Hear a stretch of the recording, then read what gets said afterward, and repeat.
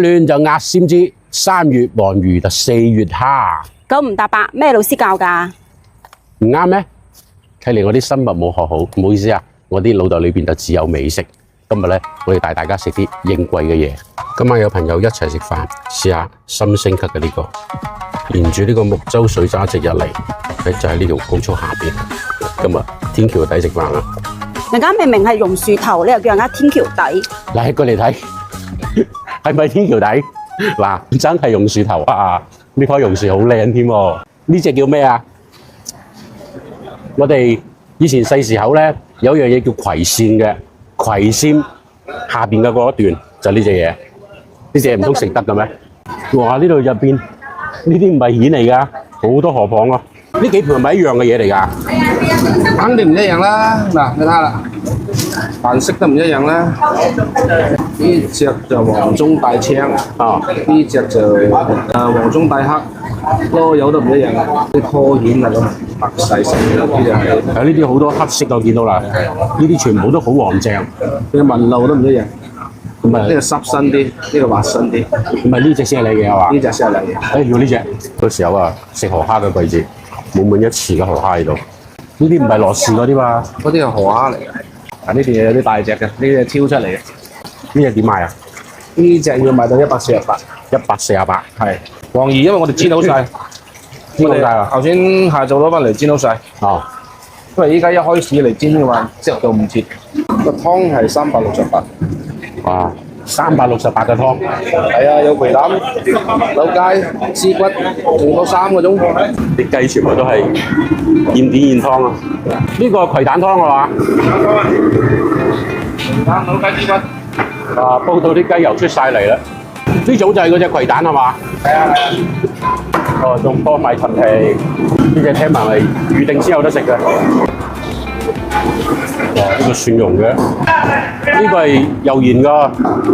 好，我個油鹽卜卜蜆，深煎豬肚、河蝦蒸、細蛇斑，呢一隻波基蒸、陳村粉、靚雞、白蜆、酒滑吞。呢個好嘢好嘢，機器人。煎到啲黃魚都香出晒嚟啦！我哋門口見到嗰隻刺身啦，早知唔入廚房，一入咗廚房啊，乜嘢菜都想掂。禮拜3嘅晚黑就滿晒座。今日呢個位置靚嘛？右邊呢啲全部貪圖嚟嘅，而家係退水退潮。你睇呢度就係我哋西江邊木洲水閘嘅附近，環保包裝，仲係百年老酒喎。朋友聚會飲呢個。好飲又有面子，嚟萬生嗱，睇啲我哋今日應季嘅菜式啊！木洲三寶、黃魚、蝦、黃沙蜆，今日意外收穫，有隻從來冇飲過嘅湯。我哋同粉絲先食下，啲朋友喺度等緊㗎，熬咗3個鐘頭嘅老火湯，啲盤料都堆到3一樣嘅，冇乜嘢奇怪嘅味道，好正常嘅雞湯嘅味道。飲落去有少少嘅清涼感，用呢個嚟蘸呢個豉油芥辣，爽嘅喎。就係頭先我個葵扇。葵扇下邊嗰條筋，佢唔似我哋食好多嗰啲澱粉類嗰啲食物，佢呢個食落去咧，佢唔係粉，佢係爽口嘅。呢隻嘢好食，第一次見。食呢啲嘢其實都應該趁滾食嘅，但啱我掛住喺廚房拍，人哋啲菜都上到嚟啦。蜆都有分2種嘅，呢隻係特別貴嘅，108蚊一盤。而家到撈嘅時候已經聞到好濃嘅嗰種花生油嘅味道上嚟。呢啲咪肥蜆咯，醬卜卜、肥嘟嘟。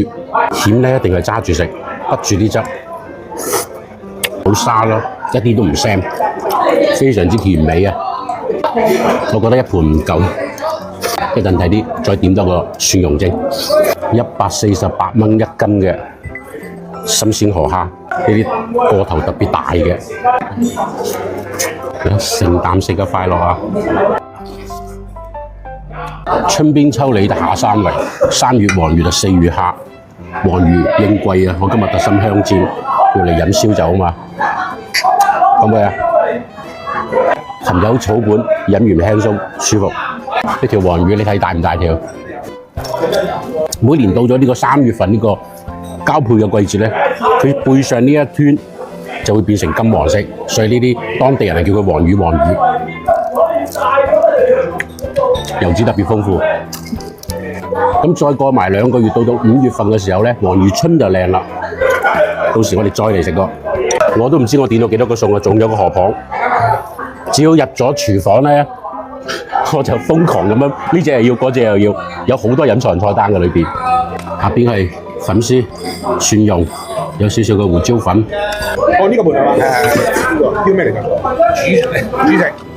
又忍唔住點咗個牛腩蒸陳村粉。呢間嘢啲出品咧，你睇菜牌或者睇啲材料咧，你睇唔明白嘅，因為你只要入到佢廚房去，你會發現可以點想點嘅菜，仲有好多好多。今日木舟三寶喺佢面前都係飲杯順利啊！已經好耐冇揾到咁有驚喜嘅農莊啦。今日越點越多，6個人點咗8個菜1個湯，埋單1100蚊，菜單擺咗上嚟㗎啦。今日咧係專門揾呢個木舟三寶嚟嘅。至於我嘅三寶正唔正宗咧，你哋話俾我聽啦。上抖音搜煙火小店，看真實探店，找地道美味。